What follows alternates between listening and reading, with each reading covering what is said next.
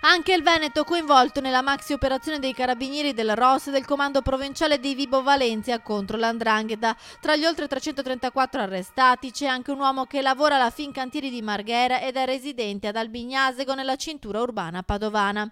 Era tornato in questi giorni in Calabria per le feste di Natale. Il blitz è scattato all'alba di giovedì 19 dicembre ed ha coinvolto 2500 carabinieri, politici, avvocati, commercialisti, funzionari infedeli dello Stato e massoni. Tra di loro anche l'ex parlamentare di Forza Italia Giancarlo Pittelli. L'operazione Rinascita Scott ha consentito agli investigatori di individuare e disarticolare gli assetti dell''ndrangheta vibonese in tutto il territorio nazionale e anche all'estero, facendo emergere interesse con personaggi del mondo politico e dell'imprenditoria. Inoltre sono stati documentati incontri finalizzati al conferimento di promozioni e di incarichi ad affiliati di rilievo. I carabinieri hanno così acquisito elementi di riscontro in merito alle formule rituali utilizzate dai sodali per l'assegnazione del grado di tre quartino.